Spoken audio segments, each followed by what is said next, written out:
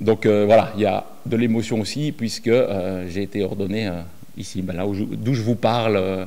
Et donc effectivement, c'est à partir de ce jour-là que j'ai pu faire descendre aussi Dieu, la présence eucharistique de Jésus dans mes mains nues. Du coup, voilà, il y a aussi un lien évident. Alors, je vous dire quatre points pour cet après-midi. Do Bosco et Liège, Do Bosco et l'Eucharistie, une petite expérience personnelle, et puis le quatrième, j'ai oublié, oui, si, la présence réelle, du coup, un petit mot là-dessus, en tant que salésien de Do Bosco. Regardez, encore un clin d'yeux, 1891, donc l'arrivée des Salésiens à Liège. C'est aussi l'année d'une encyclique sociale qui a révolutionné toute la doctrine sociale de l'Église, d'un certain pape Léon. Juste le précédent à Léon XIV, évidemment, en écho étroit avec ce Léon XIII. 1891, première arrivée des Salésiens en Belgique, ici, à Liège. Youpi, si ça c'est pas beau, ça, il y a de quoi dire. Et donc Do Bosco lui-même n'est jamais venu à Liège.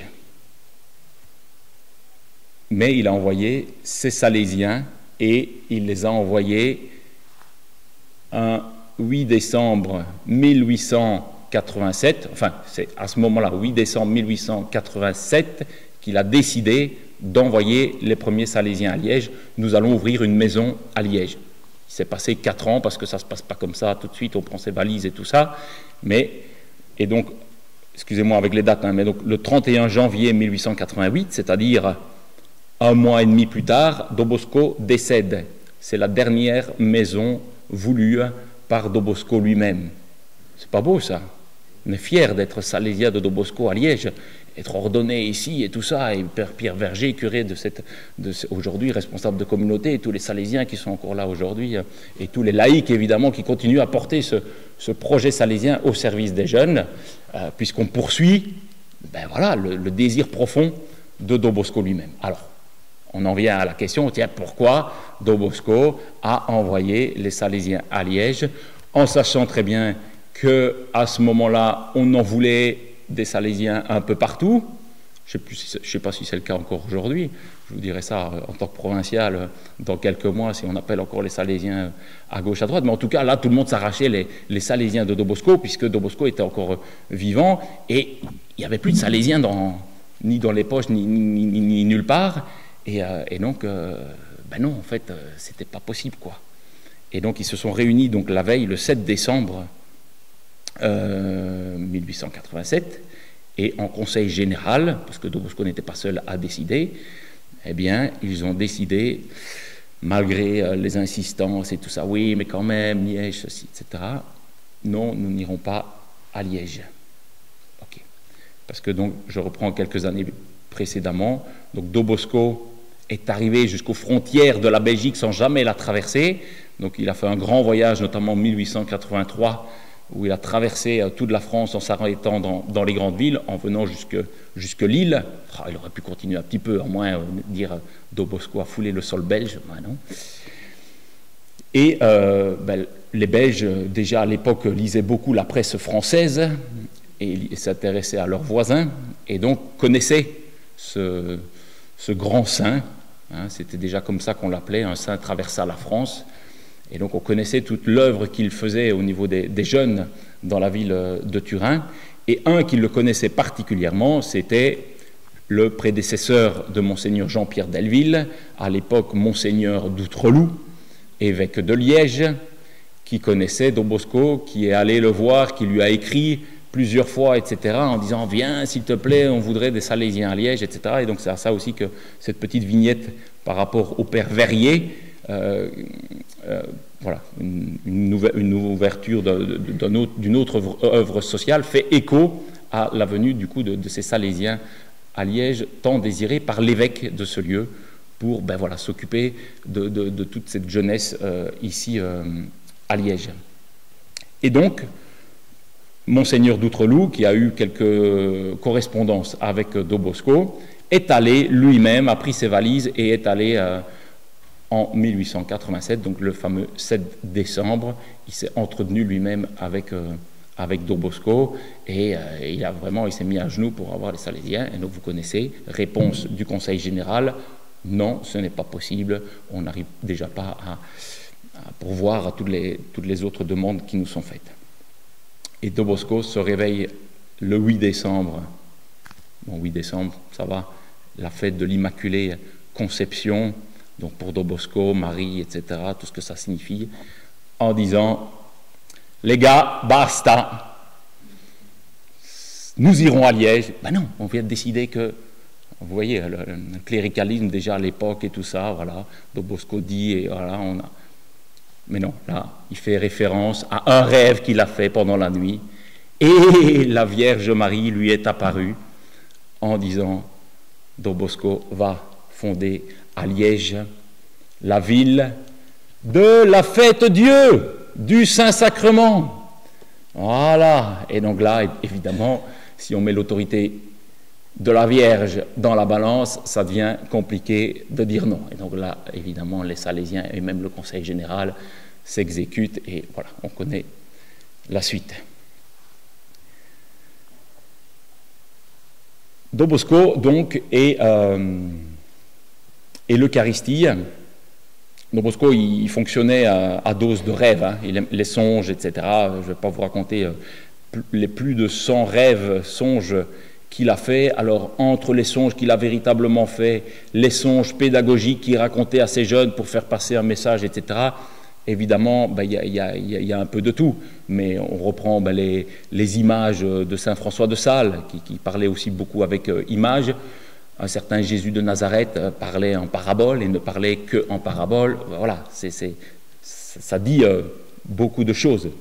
Transmettre le royaume de Dieu. Bien, Do Bosco, en parlant à ses jeunes, mais utilisait aussi toutes ces images et notamment le genre onirique, des rêves, des songes.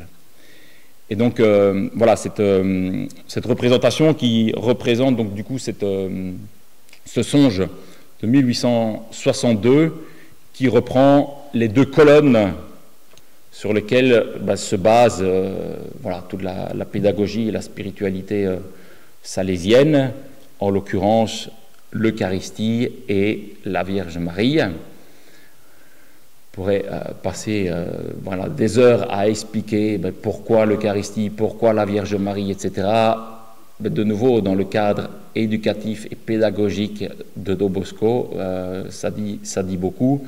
Lui qui avait perdu son papa quand il avait 2 ans, la figure de la Vierge, cette figure maternelle, tendre, face à tant de jeunes orphelins à l'époque, voilà, c'était important de les confier. Il disait, voilà, dès qu'il y a un jeune qui rentre dans une maison salésienne, il est pris sous le manteau protecteur, tendre, maternel de la Vierge Marie.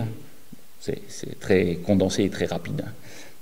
Et l'Eucharistie, du coup, qui nous intéresse aujourd'hui. Vous voyez aussi le pape dans la barque de l'Église. Donc voilà, il y a un peu ces trois volets-là dans ce songe-là. Et l'encre, on est dans le jubilé de l'espérance. L'encre, c'est le symbole de l'espérance. Par excellence, l'espérance ne déçoit pas. Et donc aussi cette confiance en l'Église, représentée donc ici par la figure du pape, voilà, confère Léon XIII dont on parlait tout à l'heure, ou Léon XIV aujourd'hui, qui tangue de toutes parts, voilà, dans ces flots, dans ces tempêtes, face aux orages, et l'orage qui a fait déborder la Julienne cette nuit. Je dis parce que j'ai dormi à Sarolais, du coup, dans la vallée de la Julienne, et que je l'ai bien entendu aussi cette nuit, sans doute comme vous. Mais voilà, et qui tangue encore aujourd'hui, cette église. Voilà. Et en même temps, voilà, qui repose sur des colonnes solides qui ne dépendent pas de nos maladresses, de nos fragilités, de nos limites humaines. Et donc, une de ces colonnes, l'Eucharistie, Jésus Eucharistie, et donc pour Don Bosco, eh bien, ça a toujours été présent.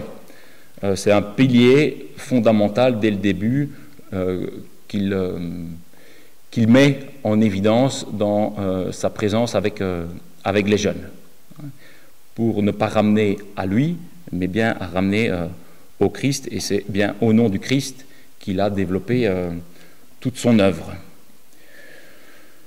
Il s'en nourrit au quotidien, bien sûr, et voilà, le Concile Vatican II dira que l'Eucharistie, c'est la source et le sommet de toute la vie chrétienne, mais on peut dire que Don Bosco, déjà bien avant le Vatican II, pouvait le vivre dans ses tripes, et il a repris d'ailleurs l'importance de l'Eucharistie par rapport à nos constitutions salésiennes aujourd'hui.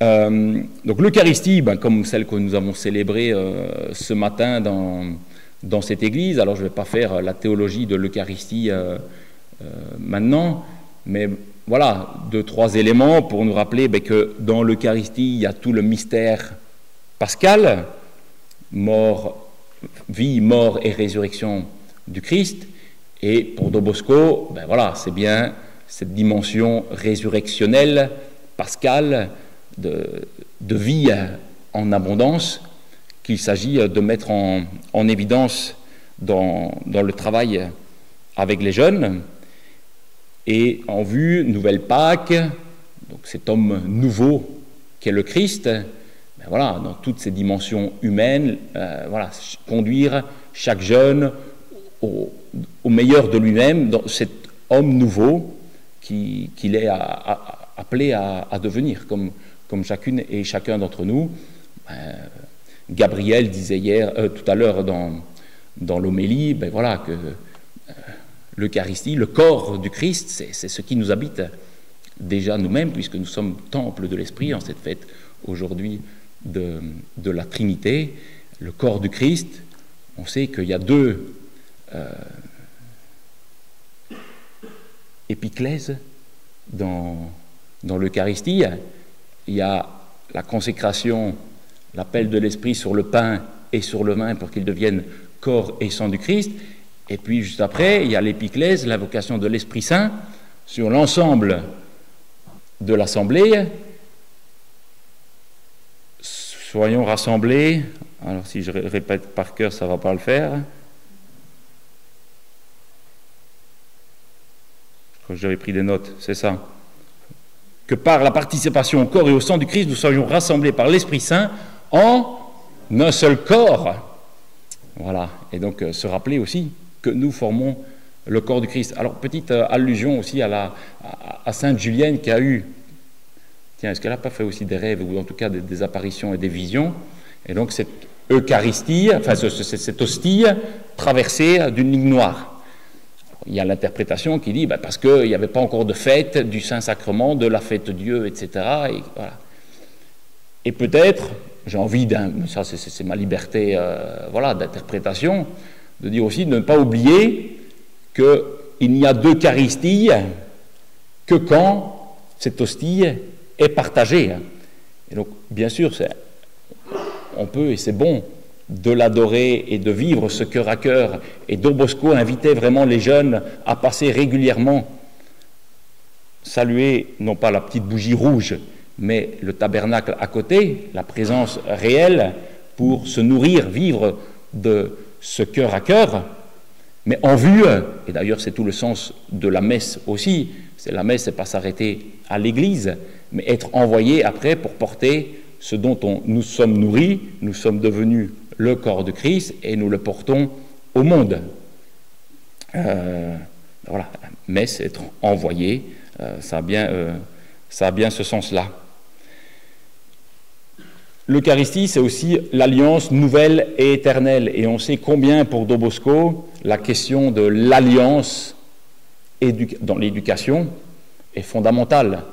Alliance avec l'éducateur, avec l'adulte, alliance entre jeunes, et voilà, que cette alliance qui se vit, cette alliance nouvelle et éternelle qui se vit aussi au cœur de l'Eucharistie entre Dieu et l'humanité, puisse se vivre aussi dans cet acte éducatif. Je disais donc la spiritualité de la joie pascale et cette présence de Jésus si proche au tabernacle, de rappeler aux jeunes, de nous rappeler que Jésus-Christ reste pleinement présent et nous a dit, quand vous referez ces gestes et redirez ces paroles-là, je serai au milieu de vous, ceci est mon corps, ceci est mon sang. J'avais pris le système préventif de Dobosco, donc qui est cette petite plaquette écrite par Dobosco au niveau pédagogique. Il n'a jamais écrit de grands traités, mais il a écrit juste quelques pages. Et en fait, il en a écrit deux. Il a écrit deux versions. Il a écrit la version avec les mots de l'Église, et donc du coup en utilisant les sacrements, et notamment l'Eucharistie, la confession et autres, voilà, en disant ça c'est des outils éducatifs, pédagogiques fondamentaux. Mais il a aussi écrit en langage civil, quand il s'adressait aux autorités de Turin, et donc en gommant tout le côté des sacrements notamment, mais en se reposant aussi sur cette pédagogie de l'Eucharistie, de la confession, etc. Donc l'Eucharistie qui est, on le sait, donc rendre grâce, dire merci, et donc combien aujourd'hui en plus, dans un langage tout à fait hors Église, l'importance de la gratitude qui fait partie de l'apprentissage. Les jeunes, on les invite à être reconnaissants, à faire preuve de gratitude, mais aussi, même pour nous, adultes, alors c'est pas une petite prière le soir, etc., mais voilà, offrir une action de grâce, être reconnaissant, faire une gratitude pour quelque chose de beau, de bien, de bon qui nous est arrivé aujourd'hui. Voilà, et donc il y a encore aujourd'hui ces récupérations-là, je veux dire... pour ne pas utiliser le mot païen, c'est pas une question de... Voilà, mais humaines, simplement, voilà, qui ne sont pas de l'ordre spirituel comme chrétiens, mais voilà, qui sont des outils qu'aujourd'hui on utilise, ou on retrouve de manière forte.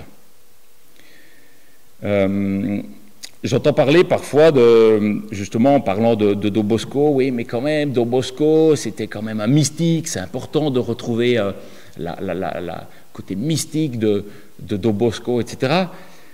Ben, oui, mais de quel mystique parlons-nous? C'est pas une mystique qui s'élève déconnectée de la terre, hein. Au contraire, Dobosco, c'est bien les pieds sur la corde raide tendue entre deux arbres, bien sûr la tête dans le ciel et vers les étoiles et vers l'horizon qui s'ouvre, mais bien les pieds posés. Et d'ailleurs, vous connaissez cette petite anecdote peut-être de Saint Dominique Savio, qui était en extase devant le tabernacle, à en oublier le petit déjeuner où il devait rejoindre tous ses compagnons, et ne voyant pas arriver Dominique Savio pour le petit déjeuner, Dobosco l'a cherché partout, et donc il était derrière l'autel devant le tabernacle, dit en extase, et il lui a dit et Dominique, redescend les pieds sur terre, bien sûr, très bon, très beau de prier et de vivre le temps d'adoration, mais comme faire ce que je disais tout à l'heure, c'est important aussi le contact avec tes camarades. Ici, nous faisons consister la sainteté à être toujours joyeux, à être amis avec chacune et chacun, et à bien faire son devoir de chaque jour.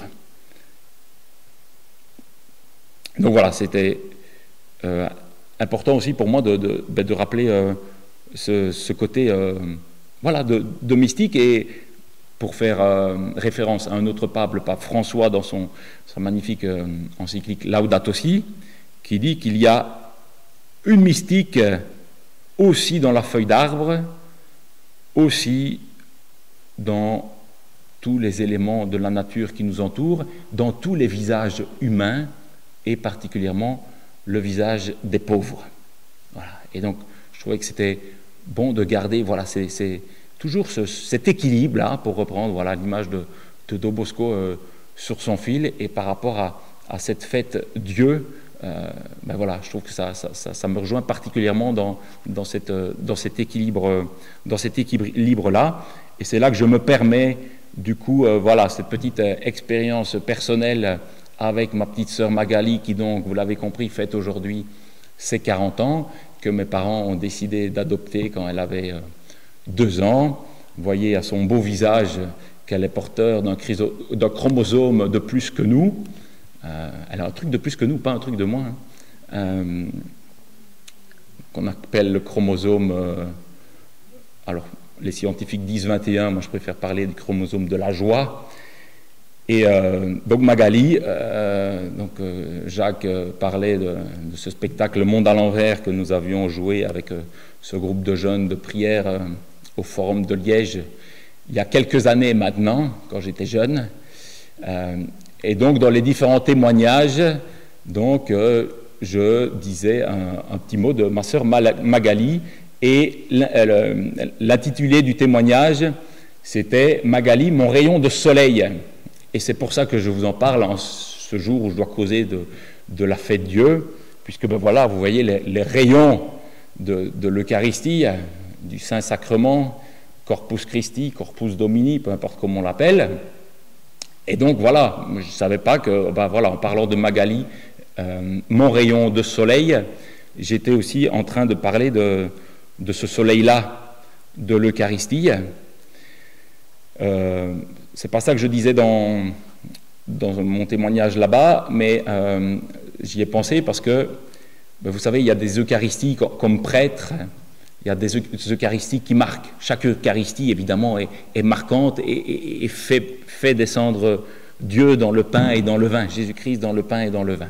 Mais c'est vrai que, voilà, en fonction des assemblées, des circonstances, etc., des fêtes liturgiques, voilà, il y a des Eucharisties qui marquent particulièrement. Et quand j'étais jeune prêtre à Liège, eh bien, j'ai été célébré, pas beaucoup, mais quelques fois, donc, dans le lieu de vie de Magali, à Banneux. Voilà, salutations à la Vierge Marie. Et à Banneux, donc, dans sa communauté de vie, donc, ils ont de temps en temps une célébration eucharistique. Alors, je ne sais pas si vous avez déjà l'occasion de vivre une Eucharistie avec des personnes porteuses d'un handicap mental. Eh bien, c'est absolument renversant. En tout cas, moi, comme jeune prêtre, ça m'a complètement renversé, puisque je sortais de mes belles années de théologie, aussi sur le sacrement de l'Eucharistie, et qu'effectivement, ben, ils n'ont pas tout à fait les mêmes codes que nous, ou en tout cas, ils ne les vivent pas de la même manière. Et après m'être laissé renverser, eh bien, plutôt que vouloir me ressaisir et vouloir contrôler la situation, et puis après, je l'ai vécu aussi en mes entrepôts, c'est un peu le même vécu dans le sens où, en fait, ben, c'est les personnes, l'assemblée, ben, qui disent aussi la prière eucharistique, comme ça, spontanément, voilà, en même temps que le prêtre, et puis de temps en temps une petite phrase qui arrive comme ça, naturellement, spontanément, etc. Enfin voilà, c'est quelque chose j'allais dire, particulièrement croustillant, dans le sens où l'Eucharistie, ça se croustille, ouais, c'est ça, c'est manger le corps du Christ, c'est venir se nourrir au corps du Christ. Ben, quel beau corps du Christ que celui-là aussi. Voilà. Et c'est une mystique du pauvre, et du coup, ça me permet de parler à la mystique du jeune, et ce sera le 4e et dernier point, de cette présence réelle. Et nous avons ce qu'on appelle un recteur majeur, c'est-à-dire le successeur de Don Bosco, le responsable aujourd'hui mondial des Salésiens de Don Bosco dans le monde entier, puisque les Salésiens sont présents non pas seulement à Liège, mais dans 140 pays du monde. Et donc, qui nous dit de vivre profondément un 8e sacrement qui est il y a 7 sacrements dans l'Église, mais il invite les Salésiens à vivre particulièrement le sacrement de la présence réelle. De rappeler que pour Don Bosco, quand je suis, ça peut être chacune et chacun de nous, hein, quand nous sommes face à un jeune, eh bien, c'est le Christ lui-même que nous rencontrons. Notre lieu théologique de rencontre avec Dieu, ce sont les jeunes. C'est ce que tu as fait au plus petit d'entre les miens, c'est à moi que tu l'as fait. Celui qui accueille un enfant jeune en mon nom, c'est moi qui l'accueille. Voilà. Rencontrer le Christ à travers chaque jeune. Et donc cette présence réelle. Alors j'aime bien une image de cours de récréation, recréation, où il n'y a pas de frontières. Vous avez déjà remarqué que le seul lieu d'une école où il n'y a pas de frontière entre ciel et terre, ou même d'une maison d'ailleurs, eh bien c'est le lieu, c'est la cour de recréation. Et donc voilà, ce lieu de présence gratuite, réelle. Et il y avait une journaliste qui justement, face à la montée de violence chez certains jeunes qu'on a vus en France ou à Bruxelles ou ailleurs, parlait de cette présence réelle. Donc, je trouvais que c'était un langage très salésien, présence réelle de tous ces éducateurs, animateurs qui perdaient leur temps au contact de ces jeunes et que malheureusement aujourd'hui on était beaucoup dans la répression, ce que Don Bosco cherchait à éviter à tout prix, et beaucoup moins dans la prévention. Et la prévention, donc c'est tout le système préventif de Don Bosco, toute la pédagogie sur laquelle s'appuie Don Bosco, c'est cette présence gratuite qui consiste à perdre du temps, à vivre cette présence réelle auprès des jeunes. Et j'ai envie de dire ça, c'est indépendamment du fait d'être chrétien, communiste, belge, français, peu importe, mettez tous les qualificatifs derrière, même si les chrétiens, nous le faisons au nom du Christ. Mais comme c'est beau, en plus, d'autant plus, tous ceux et celles qui le font au nom humain. Comme disait un Salésien, de toute façon, il n'y a rien, ou tout ce qui est humain est appelé à être, il n'y a que ce qui est humain qui est appelé à être divinisé. Voilà. Et donc oui, c'est ça, vivre cette, revenons à cette présence réelle qui est un peu notre ADN salésien, et peut-être que ça permettra de faire reculer la violence et de continuer à faire gagner la vie, cette vie en abondance que nous recevons dans l'Eucharistie, ce don de Dieu, du Christ, encore et toujours parmi nous. Et donc j'en arrive, ça fait une demi-heure, j'en arrive à ma conclusion de dire que peut-être, et ce sera le dernier clin d'yeux, vivre cette fête Dieu avec tout ce que l'on a entendu comme symbolique aujourd'hui, 15 juin 2025, dans ce jubilé de l'espérance, vous avez entendu parler de ce nouveau projet, ou cette continuité du projet de Liège, entre le centre scolaire qui poursuit l'arrivée des premiers Salésiens en 1891 ici à Liège, et cette église qui célèbre encore et toujours l'Eucharistie et d'autres sacrements de baptême comme tout à l'heure, ces bâtiments où il y a ces premiers internats. Et je disais justement, en préparant ce petit temps avec vous, que Monseigneur d'Outreloup, quand il a commencé, il faisait des projections, et je pensais justement tous les plans, non seulement financiers, mais autres aussi, de ce projet Passage 59.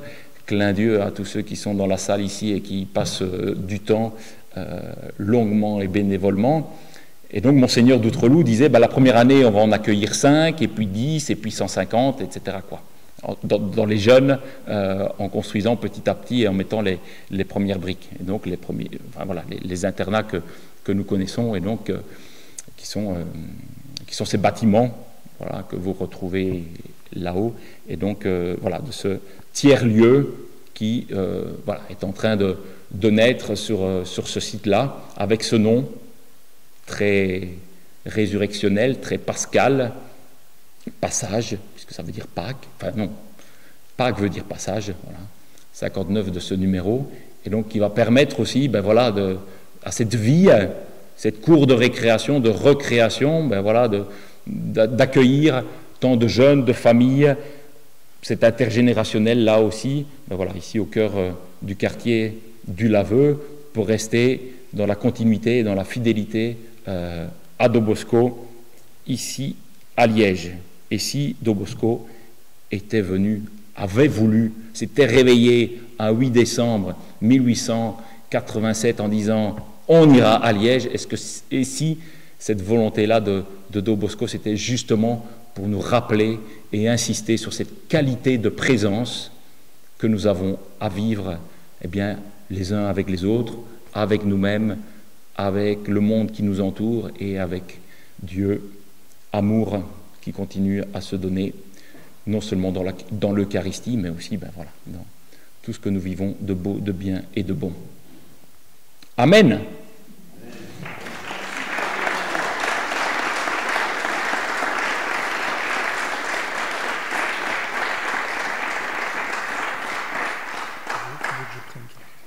Oui, si tu veux. Il paraît qu'il reste quelques minutes avant le verre de l'amitié, donc s'il y en a qui avaient l'une ou l'autre question d'éclaircissement ou de commentaires peut-être, n'hésitez pas. On peut s'interpeller aussi les uns les autres. Vous avez soif, hein? Tout simplement qu'aujourd'hui, ma petite sœur Magali a 40 ans. Et donc, voilà. Magali, si tu nous écoutes via les ondes, gros bisous, voilà. Et du coup, vu que tu as fait allusion au spectacle Monde à l'envers, j'en parlerai dans un instant.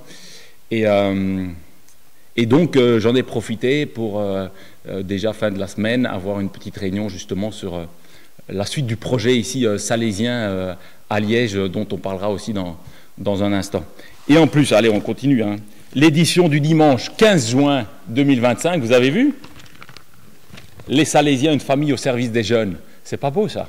Incroyable. Il y a plein de clins d'yeux, quand même. Et puis, effectivement, donc je ne vous parle pas en tant que futur provincial, mais d'abord comme gamin de la Julienne, de ce bois de la Julienne, où, justement, comme cet après-midi, pendant la fête familiale, comme chaque fête familiale, nous avons droit entre le repas et le dessert à la petite balade dans les bois de la Julienne.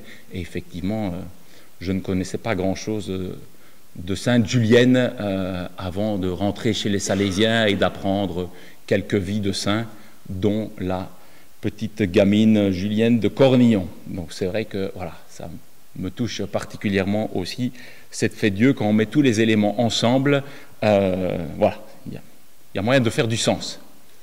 Ceux qui ont des oreilles pour entendre, qu'ils entendent, ou au moins un cœur pour écouter avec la lumière de la foi. Et regardez, je n'avais pas prévu, Jacques ne m'avait pas dit, mais du coup, là, il y a l'aube de la sœur Sabine et de ses copines, ici sur le tapis, c'est le même... Ah non, si, le bout, on voit le bout, hein, mais il y avait à l'époque encore un petit bout de tapis gris, donc là... Donc il y a de l'émotion aussi, puisque j'ai été ordonné ici, là d'où je vous parle, et donc effectivement, c'est à partir de ce jour-là que j'ai pu faire descendre aussi Dieu, la présence eucharistique de Jésus dans mes mains nues. Du coup, il y a aussi un lien évident. En tout cas, l'évêque de Liège, d'abord l'évêque de Liège, et donc toute l'église de Liège, on a vu, donc c'était la première vignette, il n'y avait pas encore beaucoup d'œuvres sociales au niveau de Liège à ce moment-là, Et puis bon, moi j'ai pas grandi dans le Laveux, je connais pas beaucoup l'histoire ici du Laveux, il y en a d'autres dans la salle, j'ai Bernard en face de moi, mais donc voilà, qui pourront raconter, mais il me semble qu'il y avait une histoire d'ancien charbonnage ici, etc. Et donc effectivement, Monseigneur d'Outreloup, en faisant venir les Salésiens ici, s'est engagé aussi à financer les bâtiments. Bien sûr, de Bosco n'est pas arrivé en allant chercher des sous partout pour construire toute la bâtisse ici, l'énorme complexe. Et puis il y a eu petit à petit aussi la récupération d'anciennes congrégations. Il n'y a pas que maintenant, en 2025, que des congrégations sont tout doucement en bout de souffle et cherchent à passer la main, mais c'était déjà le cas, ça a toujours été le cas dans l'histoire de l'Église. Et donc les Salésiens ont aussi récupéré des bâtiments, alors pas ici directement sur le quartier, mais donc les Salésiennes sont aussi arrivées assez rapidement dans des bâtiments d'une autre congrégation, etc. Mais finalement, après, ils sont concentrés ici dans le Laveux. Mais voilà, soutien plus de l'Église de Liège. Oui, Marie.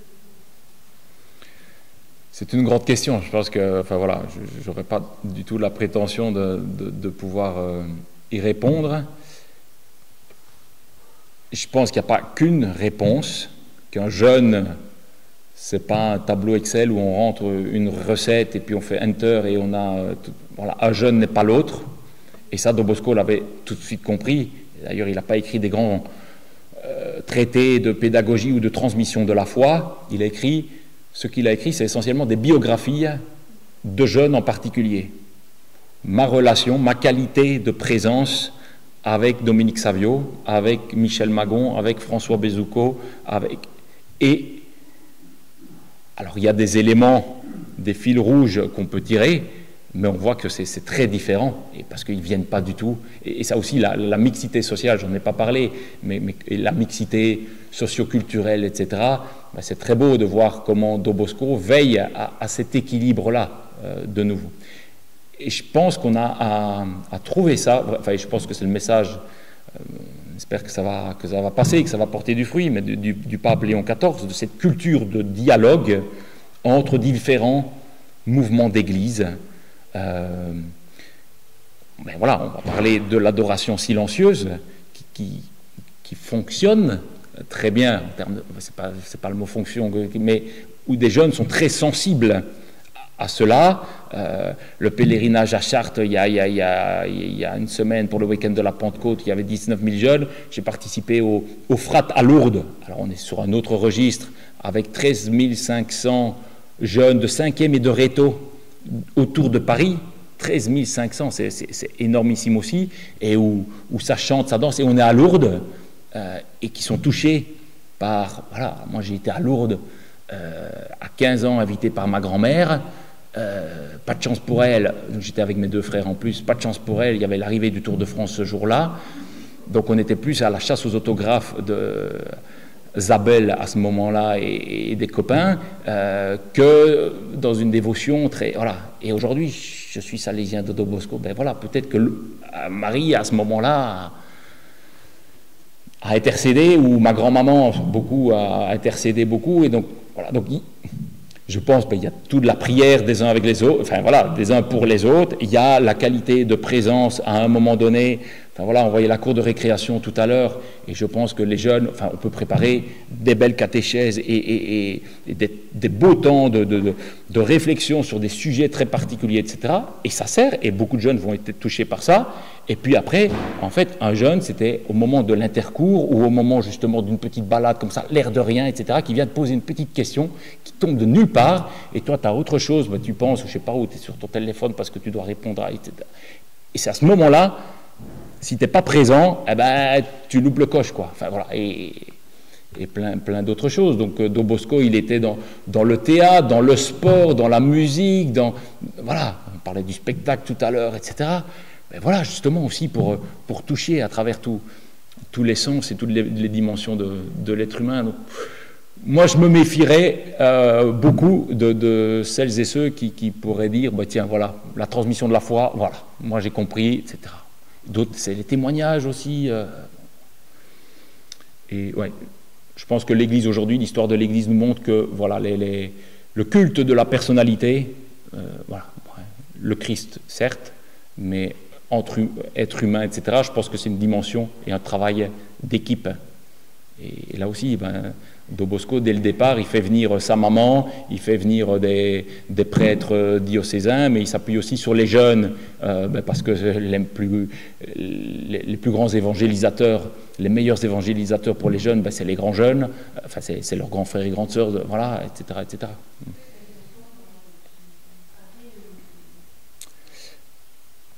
Je vais te répondre comme j'ai reçu l'appel à être provincial. Je ne sais pas si c'est la meilleure réponse, mais voilà, c'est celle qui me vient maintenant. C'est clair que d'un côté, il y a des défis énormes qui s'ouvrent, non pas seulement devant moi, mais devant toute l'équipe, voilà, parce que moins de Salésiens en France-Belgique, âgés, va falloir fermer des communautés, tout ça. Et puis, il y a tous les défis du monde aujourd'hui que tu évoques et tout. Comment on rejoindre les jeunes aujourd'hui avec voilà, toutes les contraintes autres. Voilà.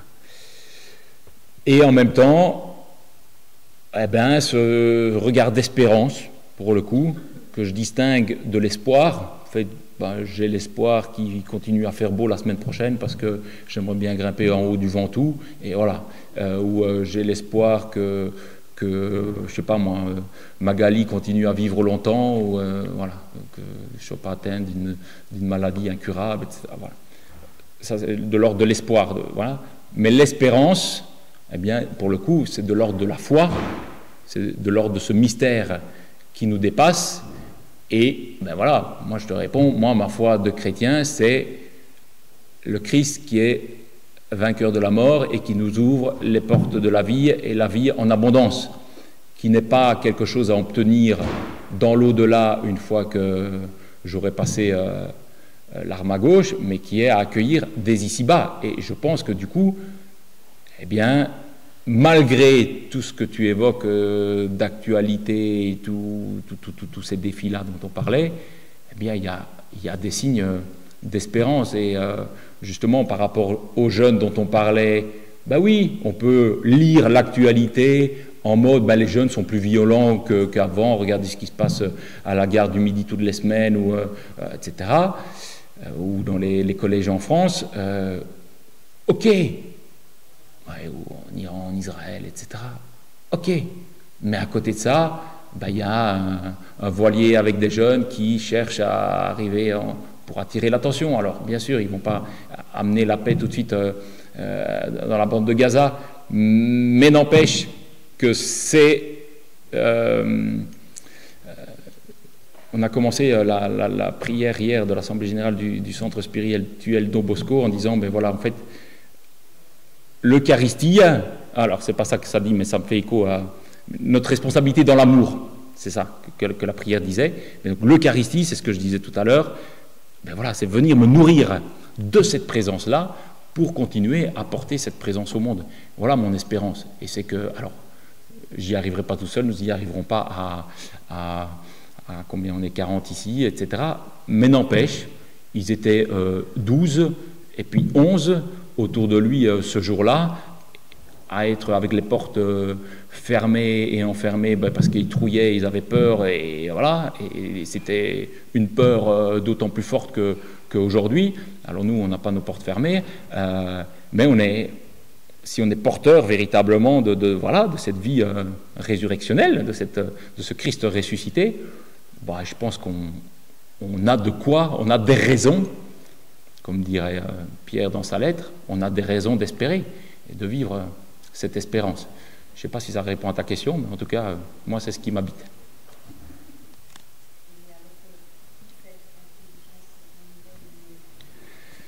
Mon expérience montre que des jeunes qui partent en week-end, en séjour, qui font un temps, même pour une soirée, un temps spécifique, où on leur propose, s'ils ne sont pas habitués, au début, c'est certainement un arrachement, et peut-être que pour certains, c'est de l'ordre de l'impossible.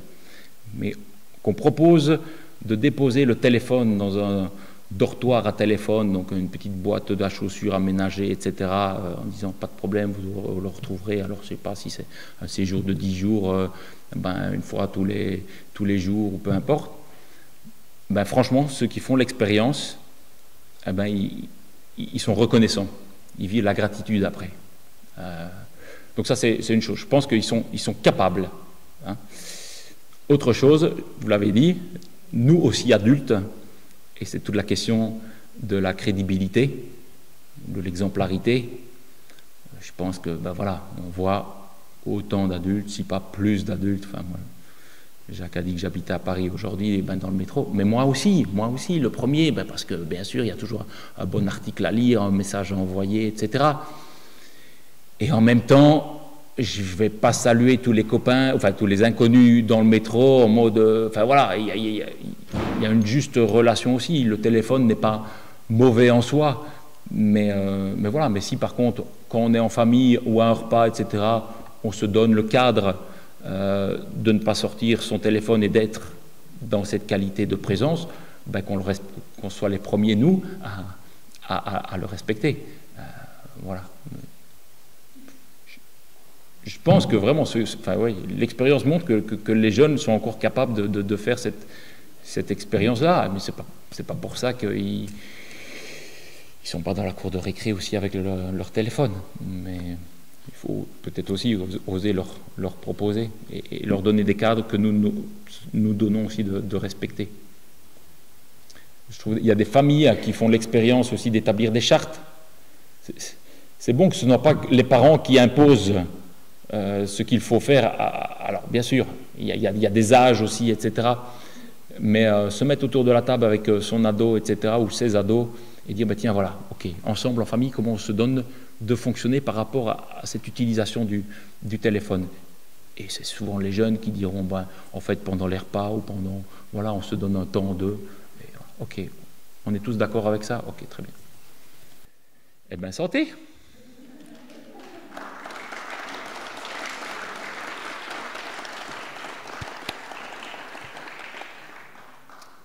Merci beaucoup.